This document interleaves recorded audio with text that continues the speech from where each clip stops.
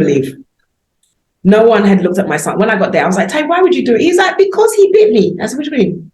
No one asked you why. So I go back in and I was like, did you ask him why everything happened? But she was like, well, no, he did this and he did this and we just had to separate them and put them here. And I said, so how long has he been sitting there? Because it took me 45 minutes to get here. They're like, well, we put him there. And I said, so you've had my son sitting there for an hour. Did none of you notice his hand is bleeding? Oh. And they were like, and when I showed them his hand, and you could still see the teeth marks in it, they were so shocked and confused. And I was like, you see what I mean? So that was the last day my son went to school. I was like, forget this, man. Yeah. And that was it. In the beginning, and he was like 4.5, maybe 5. In the beginning, it was easy because yes, I had him at 16, but I have a very supportive family. Mm-hmm. And he also has, like, his dad also has a great family. And then he also has like a world of godparents, because I was 16, so I didn't know you're supposed to pick a few. And like, it doesn't matter what people told me. I was like, no, I want everybody. So my father was like, everybody is a godparent. I'm sure you're probably a godparent. Good morning, everyone. Good afternoon, good evening, wherever you're watching us from. I'm super excited to have you here today, as I'm going to dive into a conversation with Tonisha, another power woman, for this series that I'm doing around inspirational stories with global sisters. Thank you so much for being here, Tonisha. Good afternoon. How are you? Thank you. I'm actually quite good. I'm actually really good. Thank you very much. I have had a bit of a stressful day, as I was telling you earlier, but I think that those are the days that keep me in the business. So if I'm honest, if I'm honest, I'm perfectly fine. That's the reality of being a business owner, I guess. Yeah. And it's the fun, isn't it? Keeps it interesting. Exactly. Keeps it interesting. Otherwise, days are all the same. They're dull. But being in Ghana, no, you never have dull days there. So would you do me the honors of introducing yourself to my audience? I know a little bit about you already. And I read your profile and I was like, oh my God, I need to have her on. Such a powerful woman, amazing things she's doing. A lot of things resonated with me. But could you introduce yourself and tell us who Tonisha is? Okay, well, thank you. And thank you for that little kind of intro. So who am I? I think I'm quite a lot of things. I'm definitely what I've heard, a few years ago, there was a lady I used to follow online, and she used to say that she was a multi-passionate creative. And I am very multi-passionate. So I'm a parent. I'm a parent of a 20-year-old man. I am also an entrepreneur. In fact, my career path has taken 3 clear paths over the last 20 years. Mm-hmm. So one is in entrepreneurship. I've always been into like starting businesses. But because I'm multi-passionate, I don't necessarily always want to keep that business going. Like the next time a new idea comes up, I like to do that. So I've had quite a few businesses. I've also been an academic. So I've been in education for 20 years. And my day job, I'm deputy head of school for leadership and management for the business school for Arden University. And we're currently across 6 countries. So UK, Berlin, India coming up, Pakistan, Singapore coming up, Abu Dhabi, and Sharjah. I probably missed something, but those are what came to mind just now. So I run the School of Leadership and Management across those countries. So about over 18,000 students roughly, and over 500 staff about that we have across the business school. And then entrepreneurship. Oh, and then film. So when I was 16, I got my first film job. So I started all these things when I was like 16, 17. Got my first film job when I was 16. And I'm now a producer in film and television. I don't do it as much as I used to do, but once upon a time, all I did was production, or all I did was education, or all I did was entrepreneurship. And now I would say for the last 8 years, I'm in a very happy space where I do keep the education for my 9 to 5 because I'm very passionate about it. And my business is called Apples and Pears. We provide executive education, and we run the Ladies Entrepreneurship Club and Bootcamp. So that's still education. And then the film and media sides is still interesting. I'm always making content, filming, and I produce shows, like 1 or 2 shows a year. So amazing. See, I didn't lie when I say power woman. It's just like, wow, what? You're just cheering all the time. Everything you said, I was like, wow, wow, wow. And I know everybody watching here is going to be super inspired and empowered by your story. Tell us a little bit about Tonisha growing up, because you said you were always, kind of entrepreneur. You were multi-passionate. I resonate with that. That's what I call myself as well. Multi-passionate. People call multifaceted. Or they call it, I see, multi-hyphen. There's so many names for it. And I think it's an amazing thing as a human being. We're multifaceted. So we're not just like one thing. And in the past, people may make you feel like it's a bad thing. You're someone who likes to start thing and never end. I don't necessarily think it means that. So tell us a little bit about growing up as a multi-passionate person. Well, I mean, okay, I'll tell you about that. But just on that point of, people complaining about you're always starting and never finishing, I don't understand what everyone's obsession is with always finishing things. Because I think that it's really healthy to try things out, to experiment. And especially in entrepreneurship, you have to go through that experimentation phase so that you can validate and know that you have customers and people that want to buy from you.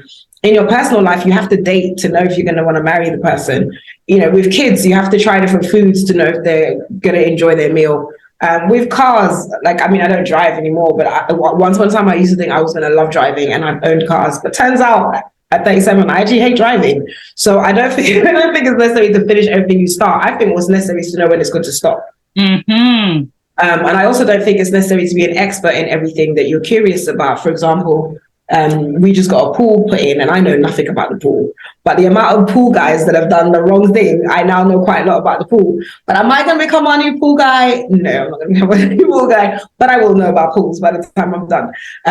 So I think that it's very important that, and that's one of the things that leads me nicely into starting. I'll tell you a bit about my childhood. I grew up with my grandmother, and my grandmother had this saying. She'd be like, if you ever complained about something or you wanted to change it, she'd be like, "But are you a tree? If you want to move, why are you still standing there?" So if I ever said to my grandmother, "Oh, I started this book, but I'm not liking it," she'd be like, "Then why are you still holding it? I don't understand. Put it down and pick up another book."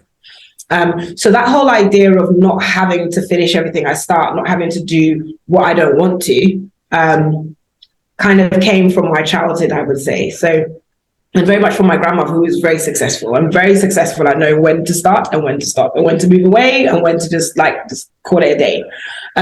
So she taught me a lot of that. So yeah, I was born in Ghana, traveled around a lot in around West Africa, a lot, Nigeria, Ghana, etc. And then around age 5, because my dad had a hospital in Nigeria, so we were always bouncing between Ghana and Nigeria. Around age 5, I think we went to America. By age 7, I was kind of bored with all this traveling, because we'd done a lot of places, even though we were staying in America, in Europe and stuff. So I just really wasn't into it. And I'm also scared of heights. So I requested to just stay with my grandma. She lived in London, and there were always kids playing around outside. And if you imagine with all the travel, I really got to have friends and make friends. I also have 7 brothers and no sister, and I'm second to last. So I was kind of like, you know what? This is not good. I just want to sit down with grandma. Grandma gives me sweets.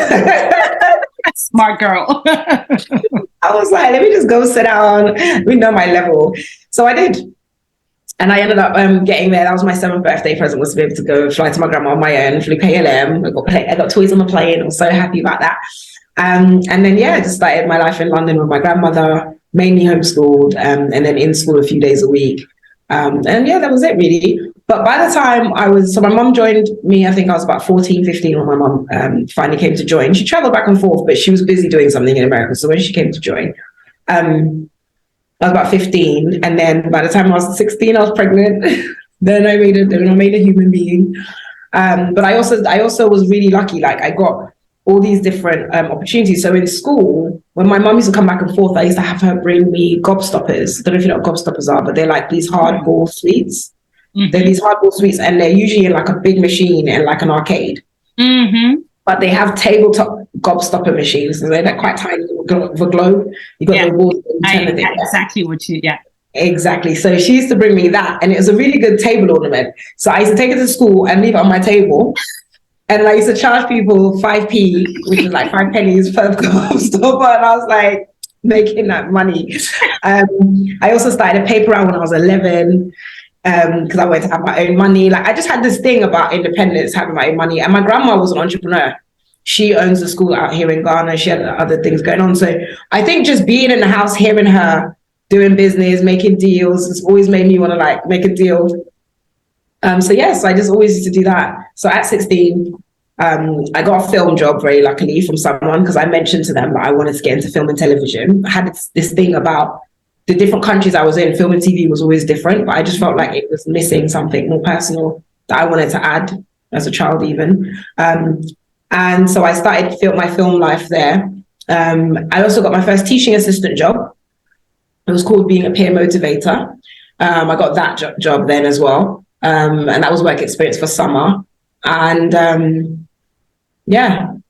was it. Entrepreneurship, education, film. Yeah. So that was it. Now I'm very lucky because all of the first kind of jobs, first gigs, first opportunities I got, I really liked them. Mm-hmm.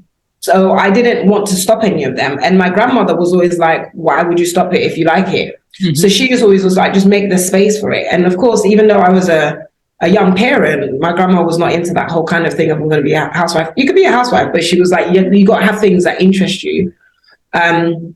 So she always motivated me to do the things that interested me, even when she did not have an interest. So definitely an African parent. Now you want to work in television. Okay. She thought I was going to be a lawyer or a doctor, right? Right. But I'm dyslexic. So I think she gave up early on that. She was like, this one, she's probably not going to do that. So she wasn't really pushy. And then that was it really. Yes, I just kept up with those. Sometimes, the beautiful thing about it is it helped me do what I call productive procrastination. Mm-hmm. So when I got kind of bored with the education world, I'll just move into film a bit more and start putting feelers out to my contacts saying, look, I'm available if someone needs a sound recordist or producer, which is what I trained in. And, when I'd get tired in film, because film days can be so stressful and draining that you actually want to run away, then I'd go back into education. And entrepreneurship always helped me to keep my life funded because I homeschooled my son. Mm-hmm. So we were traveling a lot. So I needed to have money. So entrepreneurship was good because the types of entrepreneurship projects I took on meant I didn't have to be physically in any place. Yeah. And I'm still very much like that, where even with my business now, I don't have to be physically in any one place and my staff are everywhere. So yeah, so that's pretty much it. Like I had a very moving around creative childhood. So many questions as you were talking and I was like, wow. I can relate to a lot of the things. I'm 30. I'm confused. Like, am I 36 or 37? I think I'm 37 in March. Yeah. And whenever I tell my story to people, it's like, are you 37 or 87? Your life seems so full. Oh my God, I know. But that's when you've used it, like when you wake up in the morning and you're like, right, today I want this, especially if you're really spoiled, right? Because I think I'm spoiled. I don't expect other people to spoil me, but I spoil myself. Mm-hmm. Right? If I want something, I'm very disappointed in myself if I didn't get that thing for myself. Yeah. And I think when you kind of, which I know that you're a bit like that, like you have these visions and you want them to become reality. Yeah. It's very easy to accidentally do way more than someone else would have done.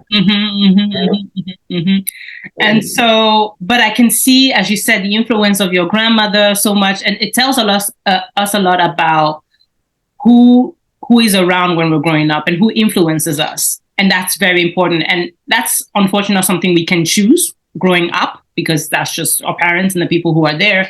But as you get older, you get to choose that. But sometimes we live as if we're still a child where, I just have to hang with these people. I just have to listen to their negativity. No, you don't.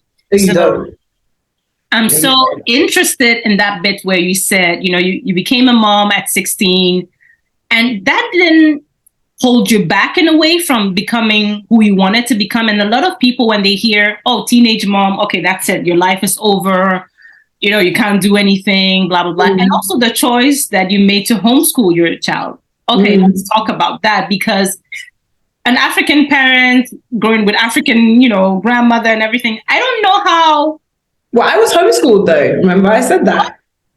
I was homeschooled because remember, with all the movement, they had to keep me educated. Right. So I probably wasn't intentionally homeschooled. Like with my son, I actually planned it. I had a curriculum and things like that. Mm-hmm. But I was definitely schooled a lot at home. Okay. Also, because I'm dyslexic, I had to have a lot of extra attention at home.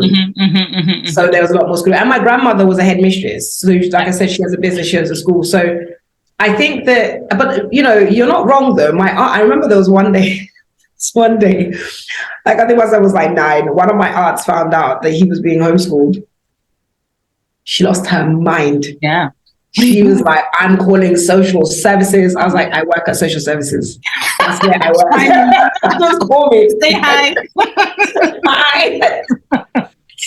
So yeah, African people in homeschooling, they lose their mind. They're like, what? Why? What did the child do? What is wrong? It's like, nothing's wrong. I just think that if my child could possibly go to school and come out with an F, then you might as well come out of the F from me. I mean, a fail is a fail. It doesn't matter who helps you learn to fail. Exactly. But the chances are, children learn a lot. Because remember, I started my first education job at 16. Mm-hmm. I knew the education system well. And over the last 20 years, I've worked in every age group. In fact, I actually followed the age groups based on my son's upcoming ages. So like I was working when I first got my teaching peer motivator role, it was a peer motivator role. So it was actually for people that were my age at the time. Mm-hmm. It was assisting the teacher in class as a younger person to kind of help them understand. Yeah. But once my son was getting to the age for nursery, he just didn't like nursery. He didn't like the people. So I put him in 3 different nurseries. He just didn't like people. He didn't like this. He didn't like that. And he was crying all the time. And I think I don't like children. Let me say that. But I have to explain, yeah. Like I love the idea of new life. Every time someone's having a baby, I hope they're going to call it Tony. Okay, I love it. I babysit readily. I spoil kids. I give them gifts. I do everything. But like the kids bit of kids, like where they're screaming, throwing tantrums, crying. I really don't like all of that. I just can't stand it. Like I have no place for it. It doesn't. For a moment, it makes me sympathetic, and then afterwards, I'm just like, somebody take this child away from me. I don't even want to go near it. Mm. So the idea that I'll take my son somewhere that makes him cry, mm-hmm. which is not going to be a thing for me. Yeah. So after the first nursery didn't go well, I moved him to another nursery, didn't go well, I moved him to a third one. The third one was very good, but it's Montessori, so play learn. Mm-hmm. And he loved it, so he was enjoying it. So I just padded his education at home when I had time. And then I just extended his period of time in the Montessori space and just educated him at home. And that's how the homeschooling thing started, because I was the one reading the books with him and doing all these things with him. But then when it came time to go to primary school, I took him to reception, and he had this incident with this boy who bit him in his hand. And in order to get the boy off his hand, he was like slapping him, right? Like, get off, get off, get off. From a far distance, the teacher just sees him slapping this boy. So the teacher comes along, drags him away from the boy, puts him at the headmistress' office, calls me from work to come home. Come to the school. So the school's near my house. So come back to school. And I was just like, when I got there, I was so upset with my son. I was like, child, how are you going to embarrass mommy like this? Yes. So I sit there and he's at the door. So we left him at the door to sit there. I go in the office, they tell him about how my son's done this. I'm embarrassed, I can't even lie. I was very embarrassed. Until all of a sudden I realized, would you believe? No one had looked at my son. When I got there, I was like, Ty, why would you do it? He's like, because he bit me. I said, what do you mean? No one asked you why. So I go back in and I was like, did you ask him why everything happened? And she was like, well, no, he did this and he did this, and we just had to separate them and put them here. And I said, so how long has he been sitting there? Because it took me 45 minutes to get here. They're like, well, we put him there. And I said, so you've had my son sitting there for an hour. Did none of you notice his hand is bleeding? Oh. And they were like, and when I showed them his hand, and you could still see the teeth marks in it, they were so shocked and confused. And I was like, you see what I mean? So that was the last day my son went to school. I was like, forget this, man. Yeah. And that was it. In the beginning, and he was like 4.5, maybe 5. In the beginning, it was easy because I had him at 16, but I have a very supportive family. Mm-hmm. And he also has, like, his dad also has a great family. And then he also has like a world of godparents, because I was 16, so I didn't know you're supposed to pick a few. And like, it doesn't matter what people told me. I was like, no, I want everybody. So my father was like, everybody is a godparent. I'm sure you're probably a godparent. So he just had a lot of godparents. So, from day to day, it wasn't really a thing. He has one godparent that's really into farming in the back garden, like little farms and stuff. So he would always have him a couple of days a week, and they'd do the garden together whilst I was at work. Someone else really likes to have kids, and also really like to do a lot of like pick your own farm things, which is like, should take their kids to these other places, other people. So everyone just had things. And so I just ended up like having like a rota system. It was my mom and his dad's mom, whoever. And that was it. And then before you knew it, within about, I'll say 9 months, I had a very good system. Yeah. Of him being entertained while I was at work. And remember, I was an entrepreneur, so I wasn't always at like a 9 to 5, like Monday to Friday, while I was out of the house. Yeah, and that was that really. So yeah, it just kind of flowed. It just really flowed. But it just started, it was all about, like I said, I don't like things I don't like. Yeah. So that's that. Simple. Period. I don't like children crying. I don't care if they're crying by themselves or someone else made them cry. I will find a solution. If they're crying by themselves, what did you want? A sweet? Take a sweet. But you need to understand Auntie Sweet doesn't like crying. Okay? So next time you need a sweet, you come and ask me with English. And that's it. If it's an adult abusing a child, I'll just remove the child from the situation. Yeah. Because do you know what I mean? So I wasn't going to leave my child in schools or spaces where he just wasn't feeling happy. Exactly. It makes a lot of sense to me. I'm a homeschooling mom now, but I know for a lot of people, they're like, oh, but that's how children learn. And I'm like, why do you want a child to be uncomfortable? What is the lesson there? Because you were uncomfortable? What is that all about? That's the worst. You know, when people are like, well, I did it, so no. Or well, I was brought up like that. No, we don't repeat abuse. Exactly. You didn't like it. Remember, you didn't like it. They don't like it. So we're not going to continue it. We're going to change things. Wow. Such, a wonderful story. And it makes a lot of sense. You said you were homeschooled and all of that. And I every time I speak to someone who was homeschooled themselves, for them, it makes a lot of sense to want to homeschool their child as well. But I haven't met a lot of adults who were homeschooled. So it's always nice for me to see and to show the world, see? We don't turn out too bad. I mean, we are too free thinkers, like too much of free thinkers. Like my son, he's 20. My son is such a free thinker. I just get so confused. I'm like, I swear I was your teacher for most of your life. Like, why do you think this way? And most homeschool people I know are quite free thinkers or think in a different way, an alternative way. But I also think society kind of needs that. It needs people who, yes, we all studied the same things. We all took the same exams, but we didn't learn it in the same way, but we all reached the same place. Yeah. So tell me about, how you evolved into your current careers, because you got the peer-to-peer teacher job, let's say, then you got into the filming, the industry. That's because of an interest that you had. But how did you actually land a job there? Because you were still pretty young.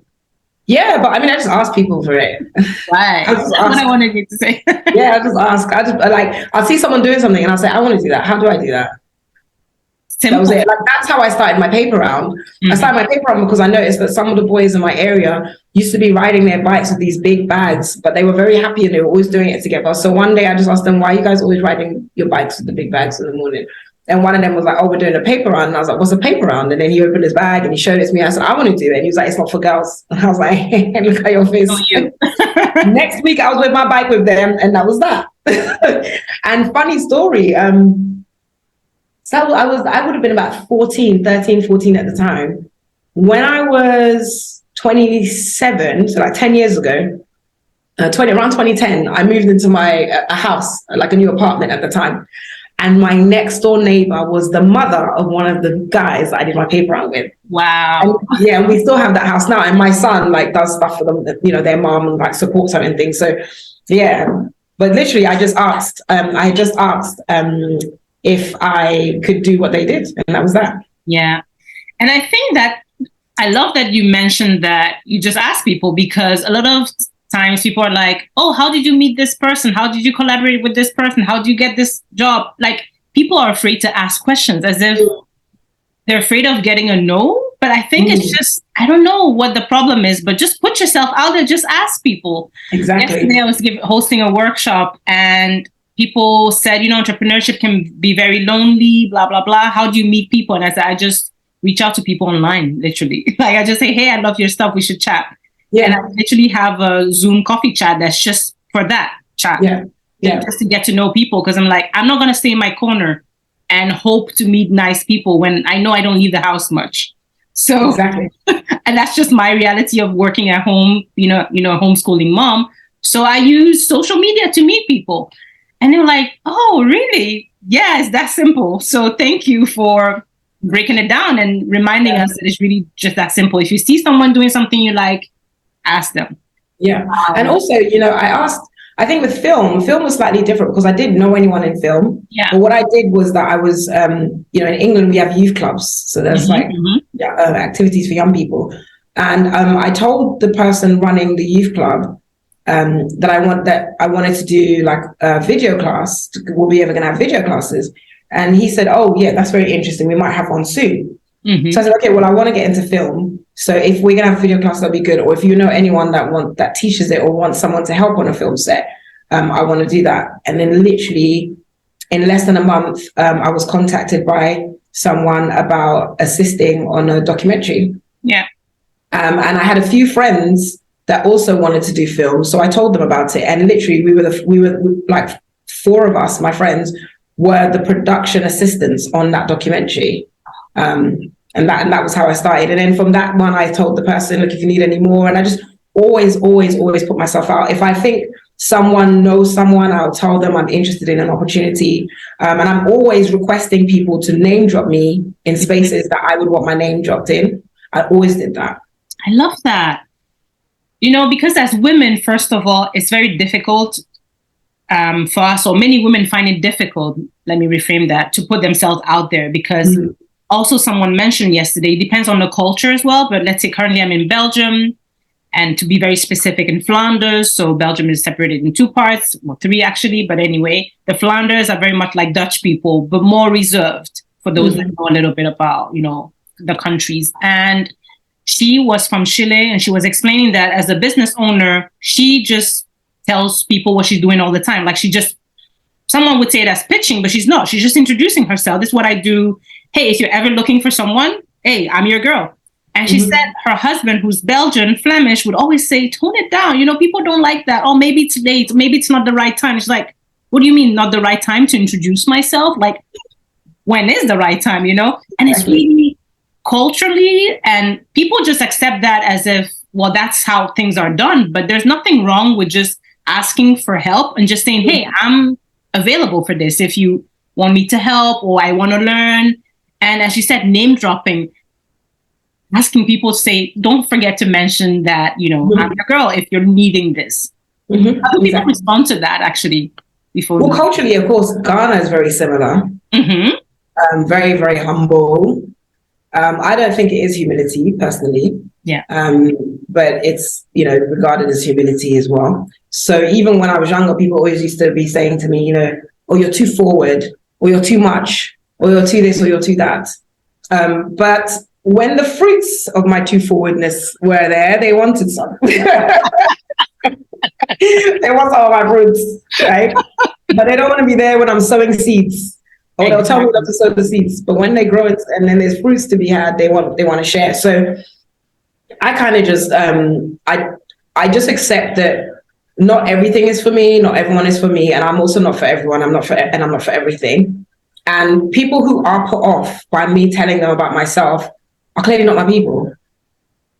And so that's not a problem. Opportunities that I lose just by being myself are obviously not opportunities for me, because the most important thing in life is to be yourself.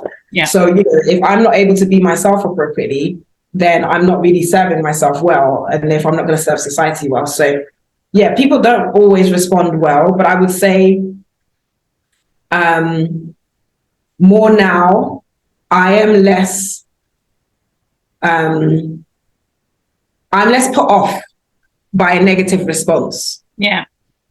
I feel like I just receive clarity from it. It clarifies the situation for me. Yeah. And so similarly, I introduce myself as and when. Like there are spaces where I'll just say, oh, hi, I'm Tanisha. And then people say, oh, what do you do? And I'll say, I do what I want. And then they'll say, well, what is that? And then I'm like, oh, so you want to know? Okay. Then I'll say, well, it happens to be, what I want to do is in film, entrepreneurship and education. And so I just do that all the time, and then I let them pull more. But there are other spaces where I go in and I'm like, oh, hi, I'm Professor Tanisha Tego, and, Professor in Leadership and Management. It's a pleasure to meet you. But and then I'll push from there, because you have to know when to drop it. But that's because you're feeling out the space. Yeah. That's not because you're being too forward, in my opinion. Yeah.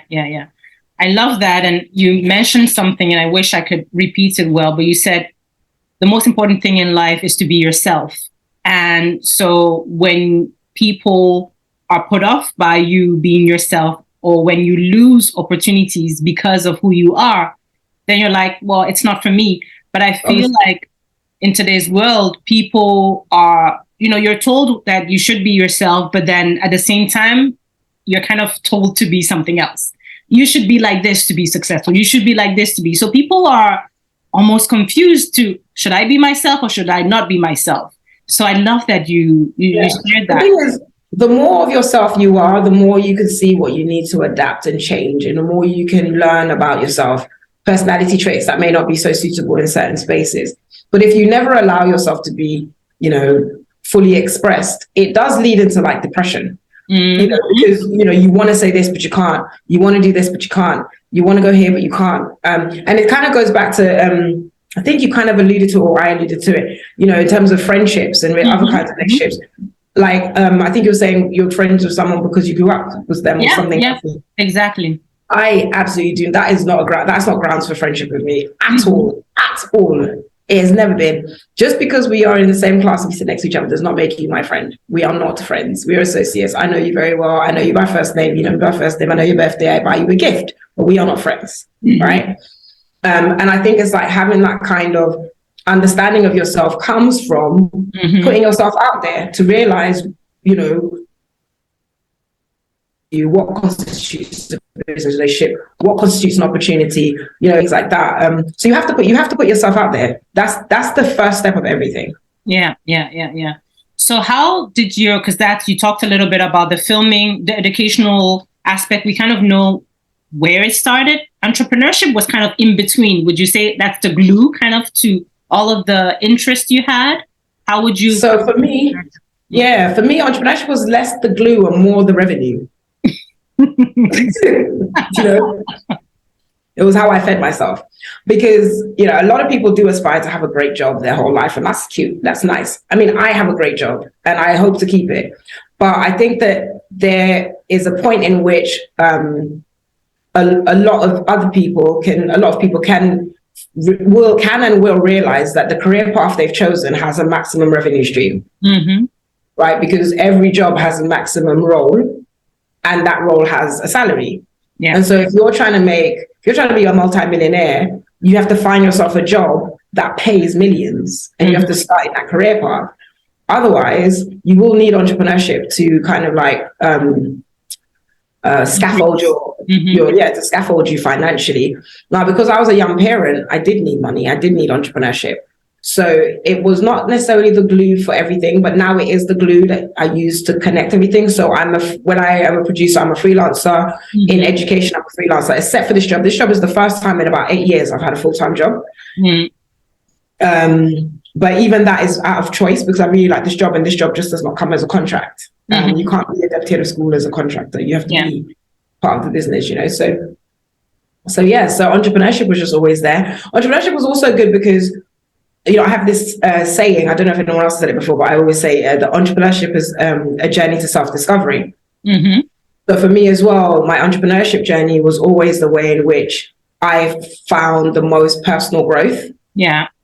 And also where I found the most career growth. So there's been times where I've had a job and I wanted a promotion and they wouldn't give me the promotion. Yeah. So I started a business in the promotion area. I was like, right, I'm just not going to promote myself. Forget it. I ain't got time for this. My son was turning 18, and I remember I said to one of my bosses, look, I need a pay rise because my son's turning 18, and I always told him I'll buy him a car when he turns 18 if he's good and he's excellent. And he was just like, look, sometimes your son can't get a car, he can't have a car. I was like, heck. Me. In the end, my son didn't get a car because he decided he didn't want to start his driving lessons and stuff. But I was like, how dare you not allow me to put myself in a position to be able to give something to my child? So the role I wanted actually was in the entrepreneurship department of the university. We used to have an entrepreneurship incubator and hub. And so I was like, nah, forget that. So I actually created the curriculum that I now use for the Ladies Entrepreneurship Club and all my entrepreneurship coaching. I created it. And I just told people, again, put the word out. I'm an entrepreneurship coach. I teach strategy. I teach entrepreneurship. Created the curriculum, based it on MBAs because I was building MBAs and working around MBAs at the time. And I was just like, it's an MBA level education. It's outside of the education sector. I do it one-to-one, and this is how long it takes. Boom, first client. Boom, second client. And then after a while, when I was like really running this thing, and I think I even left that job. Okay. Anyway, after about a year or so, after about a year or two, there was another company I was working with, another university, and I just no, in fact, I was applying to, and I just applied as an entrepreneurship educator, and that was it. And I got it. The same job the man wouldn't give me the other day. But that's because I went and made myself credible to be able to go into that space. So entrepreneurship kind of is the glue at times, but I think it's the opportunity, it provides me with the most opportunities for growth. I love that. And I also love what you said in the beginning of our conversation, where you're like, people always look at multi-passionate as, you know, oh, they start things, they never finish. And you said that, well, that's great that they never finish, because it's a way to kind of get to know what you like and don't like. And I feel like entrepreneurship, as you said, is a path to self-discovery, because it's a trial and error thing. You know, you cannot know what you're going to have if you don't try it. And a lot of people waste time perfecting something before they put it out, to only put it out and be like, oh, actually, I should have done this, and that. So I think you're totally right by saying that it's a path to self-discovery. I haven't heard that elsewhere, so I think maybe you just, you know, created that, and I will write that somewhere. I'm sure you Google it at some point, and someone else will have it. I think it's even on my mug. I have literally got a mug that says entrepreneurship is a journey of self-discovery. Yeah, and I think if people go into entrepreneurship feeling that way, it will be a lot easier for them to get started, because they'll see it as it's not a destination, it is a journey. It is not about the result that I need to have, but it's about what I can learn as I'm doing it and to perfect it. So thank you so much for that. And I think it leads us well into the next stage, which is what you're currently doing with the business, with the women that you're empowering and helping. And I know you're doing amazing work there. So please spill the beans. Yes. So the Ladies Entrepreneurship Club is what I do now. My company is called Apples and Pears. We provide executive education. The house I grew up with my grandma, we had 3 trees. We had an apple tree, a pear tree, a plum tree. And, you know, I can't call my company Apples, Pears and Plums. So I called it Apples and Pears. Because I just really like it. It reminds me of, it's got a lot of nostalgia attached to it. So, yeah, we provide leaders with the tools they need to succeed at Apples and Pears. So we coach, train, run events, and create resources that help leaders in their businesses or in their roles. And like I said, I built that entrepreneurship curriculum. So it was really good for helping me with that. But during the pandemic, my son was about 18. He was supposed to go off to university. Then, of course, lockdowns, and we were trapped in a house together. Me, my son, my dog, and the partner I had at the time. So it was me and 3 men, and I was just like 3 males. And I was like, no, this can't happen. So in August, I went off to Dubai for 2 weeks, and then just kind of never went back for 2 years. But while I was in Dubai, what happened was that, of course, I introduced myself. I told people what I do. I coach and train entrepreneurs. And in Dubai, there was a very comfortable, natural male-female divide based on like Muslim culture there. And so women especially were just like, oh, that's amazing. Can you coach me? Can you coach me? So I started having a lot of women, and I had women already back in the UK and in other countries. So at one point, I had too many people to do one-to-one if I was going to enjoy my trip in Dubai. And I think I've been there like 3 months by then. So come January of 2021, I think in November 2020, I actually made a group for the women to be in so they could talk to each other. And then they all were like, okay, let's do a training together, Tanisha, let's do it together. So I decided to do my first ever group training. And it just so happened that they were mainly women. And so I just called it Ladies Entrepreneurship Club, because I was like, I need a name for the group. I need a name. I didn't have a logo. I didn't have anything. I didn't have a website, literally launching the website now. But at the time I had them. So I ran the first boot camp. I had 50 women in there, and I ran it for 6 months. And then that took us to last summer, early summer. And then I ran the second boot camp that took us to this January. But with the success of it came a few interesting things that I learned. Like, I learned that a lot of women want to create community spaces, but the cost of creating a virtual community is a lot. A lot of women want to have websites and sell their products, but through the boot camp, at the point where I expect them to go out and sell something to prove people want to buy it, I realize a lot of them don't have the ability, right? Whether it's the country they're in, like Dubai is really strict on how you can actually sell, what you can sell and stuff like that. So, and payment points. So I was like, you know what? I need a way to incubate my entrepreneurs. I need to create a space where they learn, a space where they talk, a space where they can sell, if only to each other, so they can just test the process of being an actual live entrepreneur. And it's not for everyone, because a lot of the entrepreneurs I have already have businesses, and they come along because they're what I call accidental entrepreneurs. Yeah. Like they're good at baking or sewing or yoga or whatever. So people start asking them if they can pay for their services, and they just start charging. And then one day they're like, oh, I need to make this a business. So then they'll come to me. Yeah. So I realized all these things. So this year in particular, from about February, aside from our live events that we run, I kind of just didn't run the boot camp and didn't run the club, and instead focused on creating the Ladies Entrepreneurship Club space online. Yeah. So now we do have the e-learning place. We do have a member marketplace. We have a place for partner offers as well, so my members can take advantage of discounts and opportunities from partners. And we have our social kind of media space where, you know, it's like Facebook or whatever, where they can post on a wall, talk to each other, set up groups and network. It's more like a LinkedIn, I would say. Where they can network. So that's what I do now. And we do have live events. They go really well. We have a couple of flagship events. One is called the Garden Party, which is called Garden Party because we have it in our garden. The last time we had at the United Nations in their garden. And there were about 200 female entrepreneurs there. And with our live events, we try to make it that because we know our attendees are entrepreneurs, they have an option to come alone or come with their company.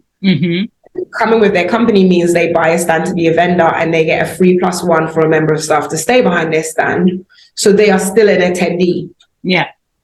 And so we have like a portion of time before panels, like a few hours, where it's just a networking marketplace. And then we have a panel for about 2 hours. Then we have another 1 hour of rounding up the networking marketplace for people who may have attended or arrived too late to do it before. Yeah. And then we close. So we do that for the Garden Party. We keep the same format, and then we do it indoors as well. And we call that one Brunch and Learn. Yeah. And we'll have that in a restaurant. And of course, we'll brunch while we're being spoken to. So all of our events do have food being served during the panels. And we do a lot of online sessions as well. So our boot camp, there's 3 schedules to study the boot camp. Either study it self-guided, means you just pay for the access and just study it when you want. Yeah. People can study it intensive, which is 2 weeks, 2 hours a day for 2 weeks from Monday to Friday.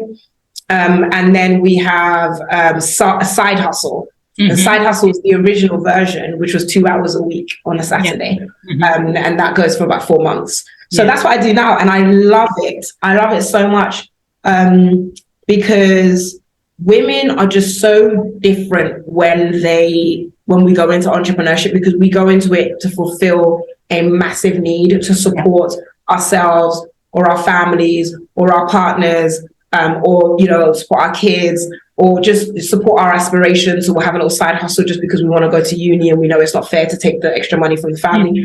We just have such good reasons to go into business that I get a really good vibe. Like every time I meet one of my new women and I'm like, okay, so what, you know, one of the main things we do is, what does success look like to you? And just hearing what success looks like to them, like, you know, helping my partner with this, or knowing that if this happened, I'd have this, or my children are about to be old enough to leave home and I don't want to be an empty nester with nothing to do, or, you know, just so many really powerful.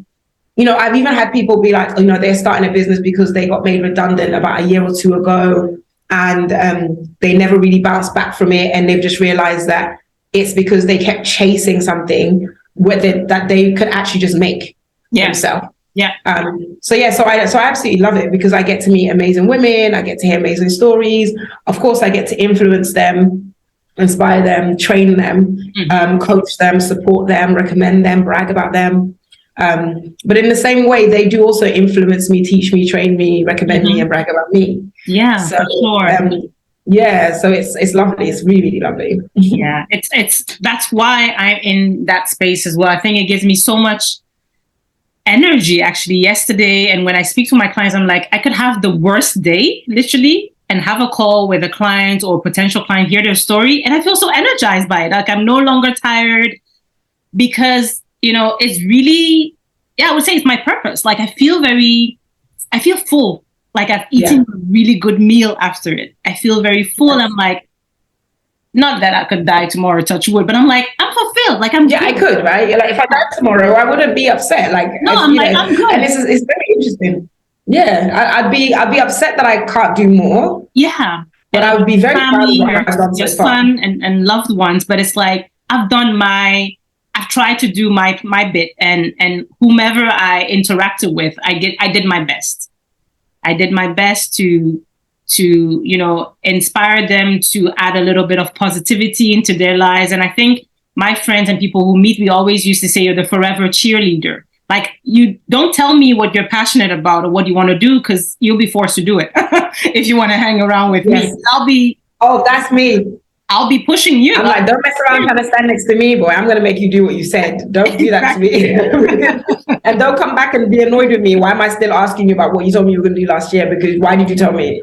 Exactly. So I was like, I just love that. It's really, and so when I read your profile and just your story, I'm like, yes. I love absolutely everything that you're doing. And I think there needs more women like us to be doing this work, because as you said, women have a specific reason why they go into business.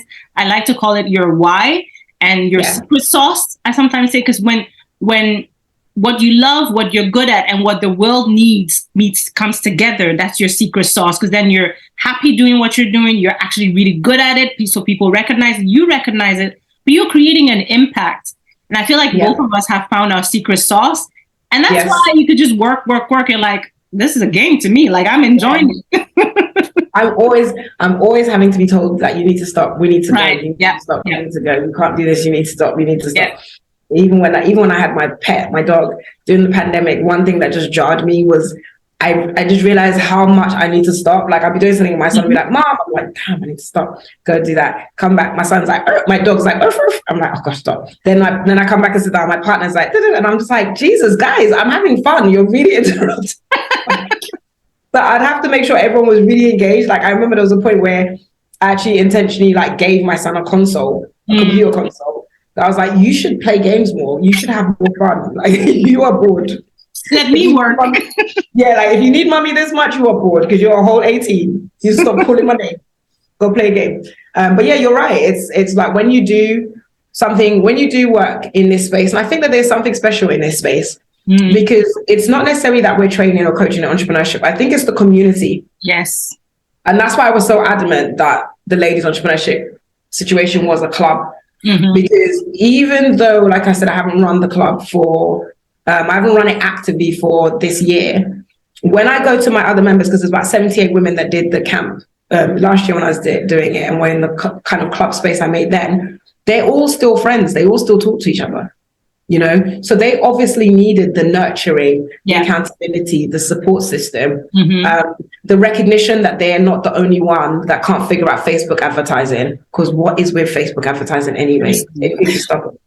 Just misbehaving, or just you're not the only one whose graphic designer just seems to feel like it's their company. Right? They take however long they want.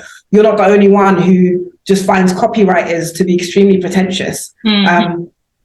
Having other people to talk about that stuff with is really useful. And then also having opportunities like, we don't do the retreats and we haven't, but you do, I know. And I think that, even having opportunities to go away as a community, as a group, have some quiet time, learn, have a hug, and be around people who don't need you, but instead just enjoy you. Right? So I love that. I want to talk a little bit about the fact that you started literally something because you're like, oh, there's a need for it. And you didn't let not having a website or the structure, some things block you. And I feel like a lot of entrepreneurs or entrepreneurs, as we call them, feel like, oh, I need to have my logo, I need to have this, my website, I need to have this before I start. And then they never start because, well, that's not going to get ready. And you're literally building your website now, yet you've empowered and helped so many women. Could you tell us a little bit about that? Yeah, so, I'm not immune to perfectionism. And I think that now I am building the site, there are aspects of me that do get into that space. But I'm also not going to let anything come in the way of someone else achieving their dreams and goals. So if I can do something to help someone else, something like not having a website won't hurt me. So, when I used to run Lazy Entrepreneurship Club last year, it was stress, but it felt seamless. But like, for example, we had our sessions on Zoom. So I had to make sure I had a Zoom link and a schedule of Zoom links. And then eventually I was like, I should just have one link, right? And just make people join the same link every week. Like you have to go through things.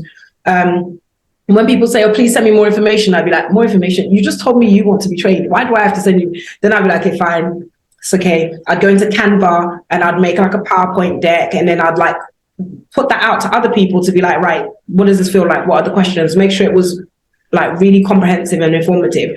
Then I'd send it to the person. So even if it took me like 3 or 4 days, I'll just say to them, okay, give me a couple of days and then I'll send you something more detailed. And I'll send it. And yes, there were a lot of people that dropped off because they were like, oh, well, it's not already ready. But I'm that kind of perfectionism doesn't work for me.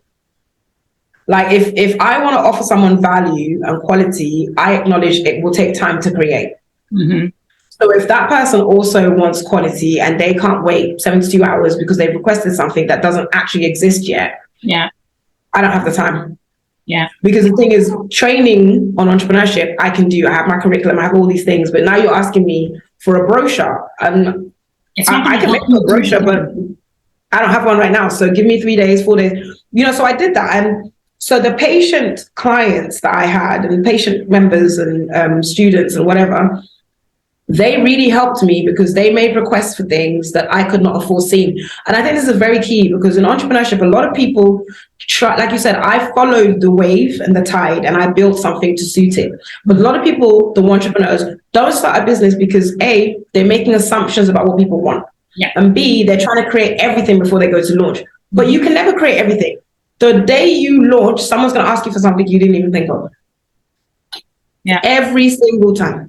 So the best thing to do is make sure there's a contact us, contact me. Even on our website, we have a WhatsApp button. Contact us, contact me, ask a question, let us know what you want, make a recommendation, make a suggestion, and get into the habit of constant iteration. Yeah.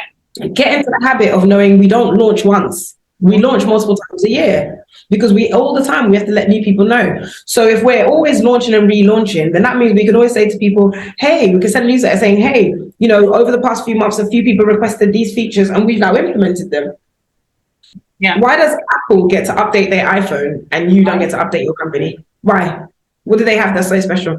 So starting without a website for me was not as complicated as it seems. Mm-hmm. I worked around it. I used Canva a lot. I have like 1,000 files in Canva. Mm-hmm. And last year, Canva had this amazing feature they brought out, which was, you can share as PDF, etc. They had share as a website. Oh yeah, I use that for my clients a lot. Exactly. So I was like, I just made PowerPoint slides. I hyperlinked buttons, and then that was it. It was a whole website. Bitly it or Cutly it, and that's it. So I hired a copywriter, an amazing guy called Gary. I hired his copywriter, and he worked for me. He'd been working for me anyway for 3 years, but I hired him into this particular project. And he worked for me on that. And then I hired a graphic design company, and then I hired a couple of assistants and a digital marketing person. And between like the 5-6 of us, that was it. It was nothing needed. Anytime someone wanted something, I told the writer to write it. After they wrote it, I sent to the designer to design it. At one point, I even started to get the writer to write it into Canva in a design, which I still do a lot now. Now, I don't work with writers that don't use Canva because actually the writer has to kind of place the things in the place they want it to be, right? And then the designer takes it, designs it, and then I bring it back to Canva, share as a website, done. Done. I absolutely collect payments from Stripe or PayPal. People overcomplicate things, and I love that you said that, some clients or potential clients might come to you and they say, what is this about? They have a lot of questions, but I feel like the most difficult clients, the ones that are asking a lot of questions, tend to be the ones that are not going to implement anything. They don't want to start. It's like almost using that as an excuse not to get started. And next year, next month, 2 years from there, they're still where they are, asking a lot of questions and still haven't implemented a lot of things. And people that come with, you know what, I like what I see, I like your result, and I think you can help me get to where I want to come or where I want to go, they get to start, whether you have a website or not. So it's not about the tools and the shiny objects, it's about what the person can help you achieve and accomplish. Yeah, exactly. Because the person that's asking too many questions won't start because they'll ask themselves all those questions. Yeah. They feel entitled and they feel like strong and confident in it, but they don't realize, like sometimes when people, like I have a thing called a do not re-engage list. Yeah. Ooh. And it's like, if you just jar me, you just go on my do not re-engage list. You could give me $1 million of any currency and I'm not re-engaging with you because you don't really want to do what you want to do. And while I'm busy playing around with you in the corner, someone else is crying in the corner because they can't find a coach. So I can't be fraternizing, because they're either not going to do what they say they're going to do, or they're going to carry that behavior into entrepreneurship anyway. And it's very rare that behavior is the kind of behavior that allows people to want to work with you. Yeah, it's good to want to cross the T's and dot the I's. It's good to want to know everything. It's good to be very cautious. It's good to prevent yourself from fraud and to do all of those checks. But when you start going into something and you're like saying, for example, there was one person and they asked me if I had a website. And I said, no, we don't have a website. And they said, why? And I said, because we don't need a website for what we do. We run online boot camps and we meet on Zoom and we talk in our community space. And, you know, she was like, yeah, but you obviously need a website at some point. I said, no, we probably do not need a website at any point. And when we do, I'll know what point that is. And it won't be because it's a website. So, for example, our website is not just a website. It's actually a social media space, a marketplace, and an e-learning provision. The pages people see on the outside is just so it has, you know, body and they can answer a lot of those questions by reading. Yeah. But in reality, what we offer is still behind the scenes. You still have to be logged in to really see the true value. So I kind of let that one go. And if I'm honest, and when I look at what that person's doing now, they're not running their business. So they probably spent their same time doing the same thing to themselves. So you're right. I mean, it's good to have those people, because if they say useful things, put on a post-it note. Don't be ignorant. Exactly. Yeah. But we can't rush our business for someone who's just trying to antagonize or irritate or frustrate or confuse you. Yeah. You need to focus on the customer. The customer is the one that already wants it. That's the one to focus on. The one you have to convince, that's the wider market. That's my opinion. For me, you're in the wider market. Let me focus on my target market, who know what they want, recognize the need for it, have seen the evidence, or at least are perfectly happy with themselves that they know that going through the process with me, they will create the evidence. They just need a version of myself, right? And then I just move on from there. I don't hang around anymore. Yeah, you're totally right. And I think a lot of people are just, you know, they see what's going on outside and they're like, this is what they want their business to look like. And this is what they haven't started. So now they're projecting on you, like, you need to have this in order to be successful. No, that's what your notion of success is. I've worked with coaches who make, I don't know how much money, and they literally work with a Google Doc. Their sales page is a Google Doc. They don't have a sales page because they're like, oh no, if you're interested, we'll just jump on a quick call. Like, I'll explain to you what you need to know. But if you trust and believe that I can get you these results, oh, there's the Google Doc. There's the payment link. Do it, and tomorrow we start. And you don't see them doing 50 lives on Instagram. Their profile probably is like 2 pictures or whatever. But they're making, you know, they're doing what they need to do, and they're helping a lot of people. So people get blinded by all the shiny objects because they think that's a success. And so thank you so much for touching on that. And another thing I'd like to add is, now I forgot my train of thought. That happens when you have too many juicy things. Being able to say no as an entrepreneur to clients, money, because it's like, oh, we need the money, or, you know, it's a business, so you need money and you want to work with people, but there are some clients you just don't want to have. So and some gigs you just don't want to take. You may be flattered. Oh my God, it's so nice they're reaching out to me for this. You may be like, oh, I need the money and it's nice for visibility or whatever it is. But there are some clients and some gigs that you need to know to say no to. And I think it has to do with alignment. You talked about that in the beginning with your clients. What is your version of success? What does that mean? I call that, what is your why? What is the reason why you're doing this? And every time where there's an opportunity that comes up, you need to see, how does this align with my why?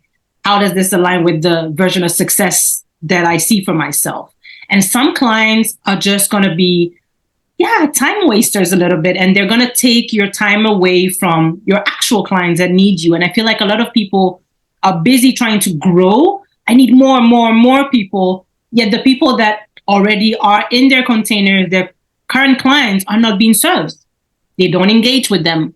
Exactly. Often. They don't survey them. They don't know what these people need to be repeated. Surveying them like the basics. Like, it's amazing. So it's like, why are you so busy trying to get new clients when you don't even understand your current ones? Yes. And also, there's an obsession with new clients. Yeah. The best thing to have is the same clients over and over for years. You don't need to have tons of new clients. Like, for example, I remember, I was saying to someone, like about 78 women have been through the boot camp last year. And they're like, only? I'm like, listen, have you ever supported 78 businesses in a 12-month period? Friend, please. We are here trying to offer quality. Okay, please. Only? I'm not trying to be like, we have a goal to support 30,000 businesses by 2030, granted. Mm-hmm. But that's what the whole infrastructure of the website and the space and the e-learning space and the marketplace and all those things will do. I'm not saying I actually want to train 30,000 people. Individuals. But, do you know what I mean? Like that, where would I find the time? There isn't even 30,000 days. I don't even know if it's 30,000 days in 10 years, but no, there isn't. There's like 365 days a year. It's 3,000 days. So that means I would have to do like 1,000 people a day. That's not what I'm talking about. But my e-learning space, there's opportunities for self-study. Thousands of people can support themselves. My marketplace, entrepreneurs can come along, and as long as they're a certain membership level, they can sell in the marketplace, right? Then we have the club community. Thousands of people can be in there with each other because, like I was saying to you, the community is one big space for female entrepreneurs, but we're partnering with other female entrepreneurship groups. So they have their own groups. So if you're with this female organization, you probably can find a version of it in LEC. That's how we're doing it. We're not trying to get new customers all the time. And if at the end of the 10 years, 2030, I turn around and I say, yes, we have actively supported about 80 female entrepreneurs a year, that's perfect for me. Yeah. Absolutely perfect for me. Because, our success metric is, okay, you supported these businesses 10 years ago. Are they still in existence? Right. And do you see what I mean? So I'm working against the economy. I'm working against their personal lives. I'm working against the fact that the industry they're in may die out. I'm working against so many tides that in reality, I need to make sure I'm creating people who are entrepreneurial and who can survive, who can pivot, who can move into new businesses as and when needed. So in that 10 years time, I'm actually able to say, these clients receive this piece of educational information or whatever from me, and they're still using it today. They're not using it necessarily in the play. In fact, even in the boot camp, people come to the boot camp sometimes with one idea. Yeah. And they leave registering a totally different business. Exactly. Right. So this whole thing of new clients, working with clients that will delay you, slowing yourself down, not paying enough attention to your clients, like you said, not surveying them, not understanding them, not building relationships with them. It's for Amazon. It's for Amazon. And if you're an e-commerce place like Amazon, good. But remember, Amazon has relationships. Amazon has a self-service relationship. You come along, you serve yourself. When you need help, they have a very good customer service helpline. They're very attentive. They'll take returns. They'll do replacements. They'll do things on your behalf. They offer new payment systems all the time, and they pivot per country, per location. So even with Amazon's apparently hands-off approach, they're still very hands-on. Still very, very hands-on. So you're right. We have to pay attention to the customers that we have, and see about how we can upgrade their experiences rather than just trying to find new customers every day. Yeah. Totally. Tell us a little bit about what we can expect from LEC for the next coming 6 months to a year. What are some of the goodies that we need to be looking out for? Because I'm super excited. Like, I can't wait. So I literally am excited. I can't tell which of us is more excited at this point. First of all, I'm not sure when people will watch this, but I guess January 2023, we're having our next Brunch and Learn, which is about entrepreneurship in the health and wellness space. I'm really excited about that. We've got I'm trying to get a speaker to talk about health insurance for entrepreneurs, because that's a big deal. If I could even get someone to talk about mortgages for entrepreneurs, I would, because that's a big deal. Yeah. And those kind of things are very important for our wellness and our health, because it's about our environmental spaces and things like that, our physical health. But we also have a couple of panels just on other topics, entering the market, getting funding and all those things. And then, of course, we'll have a Brunch and Learn at some point in spring. We always have Brunch and Learns in spring. We have an investment roundtable coming up as well. Yes. We also have a financial literacy workshop in partnership with a few banks. We have our first retreat which would be, yeah, remember I was telling you, so it'd be a media readiness retreat. And the whole idea behind that is, as entrepreneurs, we all have to be media ready, right? So even this interview, like preparing yourself to be able to participate in an interview like this, having a discussion, knowing what to say, how to pitch, how to also deal with negative press, emergencies and things like that, print versus radio, types of shows to not be on, like in a you know, like in a heightened media scenario, you don't want to be on a radio call-in show, because when someone calls in, they might ask a question. If you're not ready for it, you won't know how to respond. So we're doing a whole kind of retreat on that. And in that retreat, people also get headshots done. They'll get to do a 1-minute video, Silicon Valley style. We'll make sure their bios are set up, and we'll do LinkedIn finalization and things like that. So we've got that coming up. But we've got quite a few things coming up. But the most important thing, I think, is the launch of the site, and the fact that the site will now be up. And people can go in and buy membership on a month-by-month basis, so they can start to network and meet other female entrepreneurs. Yeah. We currently have had entrepreneurs from across 18 countries. Nice. And that was without a website, without anything, just running the bootcamp. So I'm hoping that we'll be able to not just expand on the entrepreneurs in those particular 18 countries, but that, you know, over 2023, we'll be in a lot more places. And we're building a lot of relationships with like embassies, so international kind of like trade organizations for different countries like the United States, Europe, etc., EU trade, AFTA for people who trade, who want to trade across the African continent. So there's really a lot going on. The curriculum as well, at the moment, the certification comes from us because, of course, I'm a professor. I build MBAs and university degree programs, so I don't feel like I need anybody to co-sign my stuff at all. Considering I'm the one that sits on the validation desk to co-sign theirs, I don't really think I need it. But I've got this really, really cool idea, which is that I'm actually going to start getting businesses to validate the curriculum. So in the UK, we have something called a degree apprenticeship process, like in the country. And companies, so if there's a construction program, like a major construction firm or more, will all say, yeah, this is definitely a good thing to study, right? And that gives the university more credibility because the mainstream organizations have said this is good. And so I decided that's the route I'm going to take with LEC. I may get something like Institute of Leadership and Management or the Chartered Management Institute to be an accrediting partner, but in the most part, you know, when it comes to the finance section, I want banks and financial institutions to certify the finance section. When it comes to marketing, I want like big names in the marketing sector. When it comes to like the self-assessments, I want people in the self-assessment space to kind of co-sign those things. So that's coming up as well in the new year, which is that we're going to have all these new partnerships with these different organizations.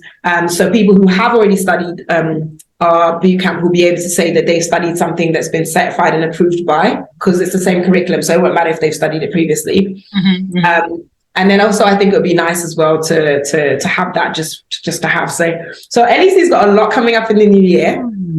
A lot. Oh, by 2024, we're going to start having flight school.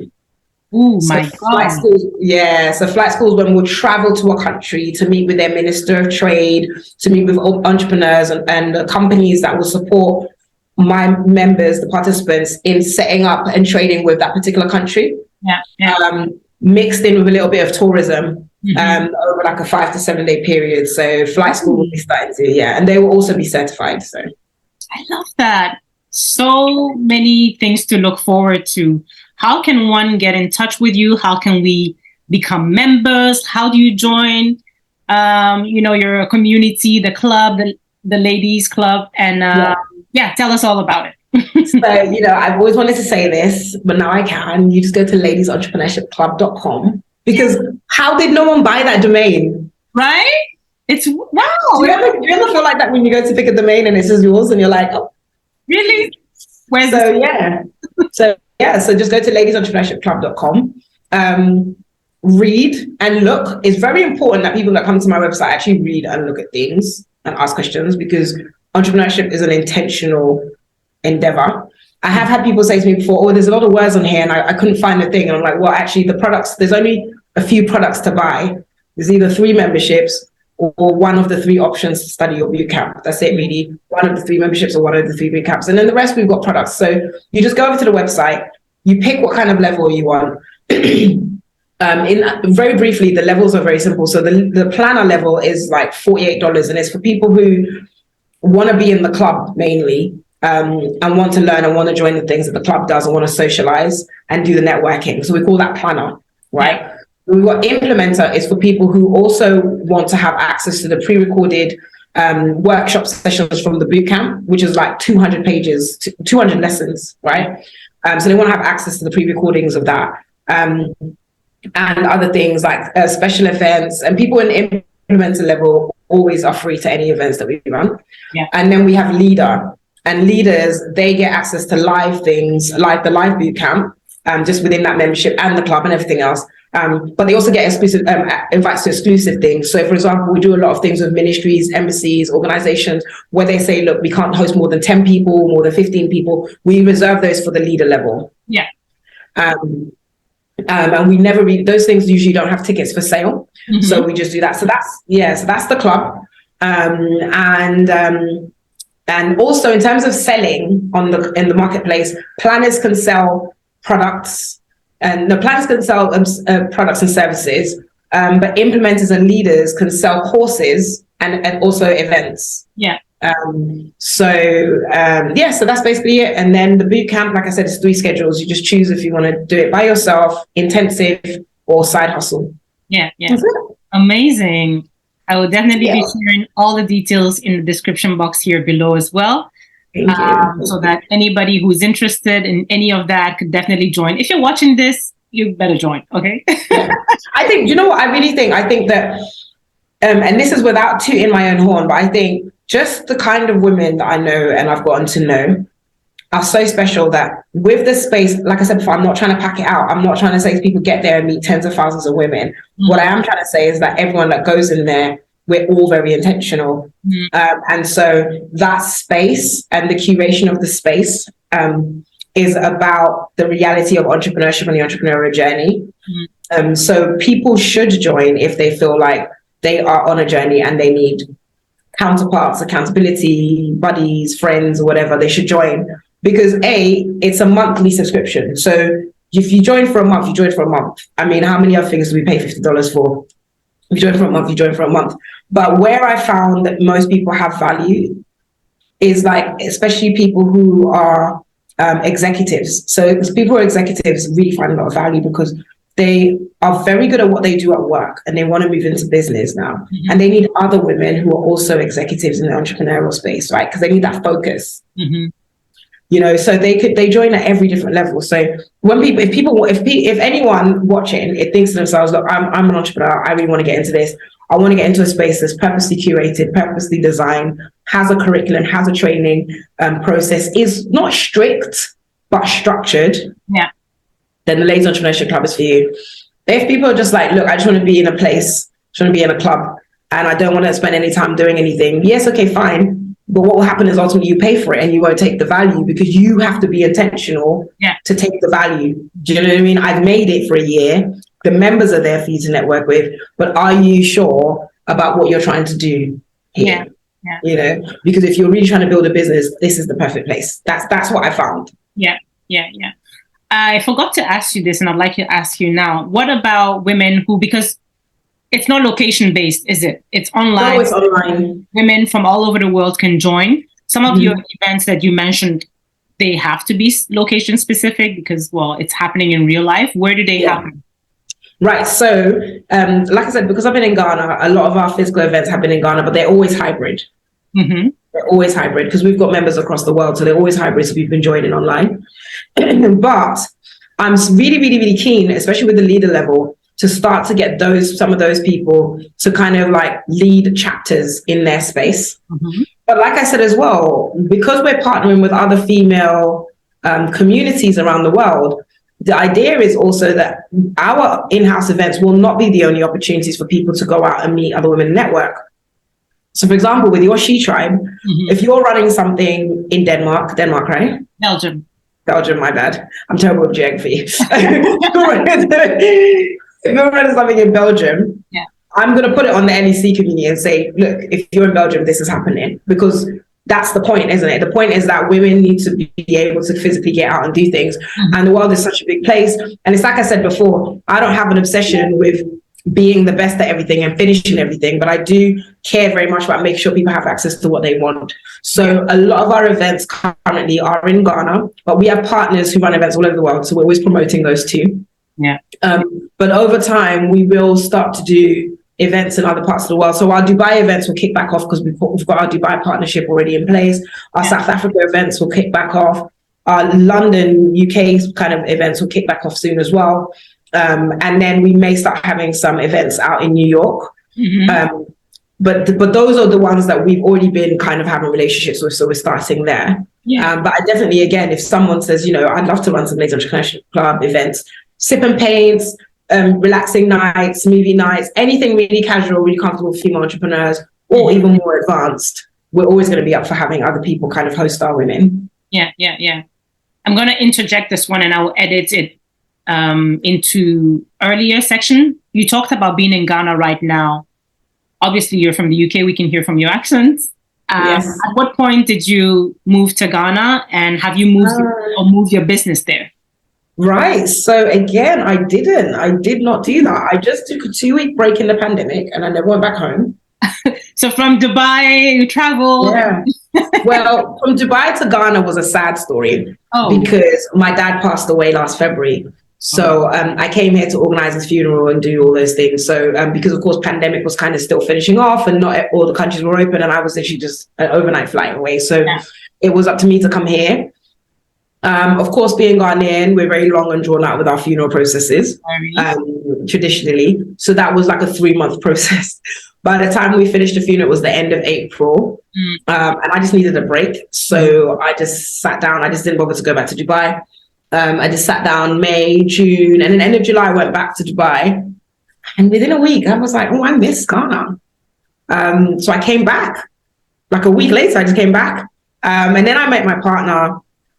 And then happily ever after, literally never moved back to Dubai. That was that. A love story. Yeah, it's a love story. With the business, once I realized I wasn't going anywhere, I registered Apples and Pears here in Ghana a year ago. And again, because I'm just setting up everything, I haven't even actually started trading. That's like the major part of the business in Ghana. I'm only really just building out the Ladies Entrepreneurship Club first. But yeah, it's been kind of organic, accidental, but also extremely rewarding and life-changing, because the truth of the matter is that there is a pace in Ghana that, as we were talking about, can be very slow and irritating. But I think that that's on the backdrop of the pace in the West. So regularly, I do have to go to London. And when I get out to London, I do discover that it takes me a few days to speed up. And then when I get back to Ghana, I'm so annoying to people because it takes me a few days to slow down. And so if I have to trade off, or like if I have to even explain the reason I think I've managed to be here, I think the pace in Ghana really, really suits me. I'm not slow and irritating. Actually, at work, I'm really high performing. Like my colleagues are always saying, like, I'm the fastest to reply to emails and messages. I'm just on point. But I think it's just the fact that the beach is a stroll away. Like the little things like that. And I'm at home. I get the food I want. We have good music. Good food. I mean, what more do you want? What do you want, Yeah. And Ghana Twitter, I don't know if you've been on Ghana Twitter. Ghana Twitter is very funny. And Ghana is even funnier in real life than our Twitter. So I have a lot of fun. And I meet a lot of people because it's always warm. Actually, there's a real good lifestyle out here. So you can really network and socialize. There's, in England, it's kind of like the peak times I would have been out would have always been summer. Whereas here it's always summer. So I can always get up and look in something or go to broadcasters and say any events happening today, and there's like 30. Yeah. So that's how I've ended up here. I can totally relate to the pace. And I think when we talked earlier about, when you love what you do, you always go, go, go. And as a person, we can tell from your vibe, you're a very high achiever, and you have a high expectation for yourself because you want to put out perfection out of, perfection. You want to put out good work, which means that sometimes it's easy to lead into a burnout. And so being in Ghana can also help you slow down your pace because it's needed for you. Exactly. And the things that you need to be able to calm down are easy. Exactly. Have the beach, as you said, the weather is good and all of that. And the networking part, I think you're totally right. When I lived in Ghana, I was ambassador for Internations. If you know, it's a global expat community, and they have local chapters everywhere. And in every country or a few cities in the countries, they have a representative that his job is to welcome expats and make them feel at home. So the first person that they meet to know, okay, what's happening in Accra, mostly for business people. It's like LinkedIn for expats. And you look it up, Internations. And when I lived in Ghana, I was an ambassador, local ambassador with another person. And it was amazing because I got to meet so many people because I had to host events, welcome them, make them feel at home, introduce them. And for my job in advertising and marketing at that time, well, I was a business developing person. So I have to be out and about. So I was out and about all the time. So Accra is amazing for that. If you have, the freedom to be out and about, that's great. You meet a lot of interesting people. And Accra is very small like that. Everybody knows everybody. I know, right? I know. No, it's lovely. It's lovely. It's good. It's really good. And I think it's nice to be from Ghana, but I know a lot of people that aren't from Ghana that still enjoy it. So like you said, I think once someone knows, it's like we were talking about before, knowing yourself, once you know the things that make you come alive, I think the environment you're in should play a role in that. And I'm likely to not always want to be in the heat and by the beach. But right now it's just very, very useful for me to be able to have those things, especially, the other side of it is I work from home, if you think about it. So I'm always in this particular room. I'm here from about 8:30 till about 6:30 p.m.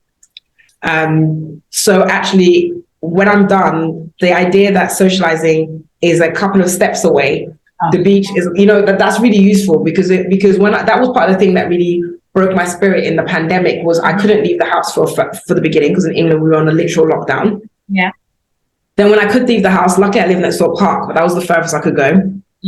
And that's why I went to Dubai, because I was like, I need to be outside. I was outside and before everyone else was outside. I was like, we've been outside. It's like, take me away. So yeah, it's important to really get to know yourself and choose the environment. But saying that also, I think that from an entrepreneurship perspective, it's good to also note that Ghana is a very, very good place for entrepreneurs to be, especially female entrepreneurs.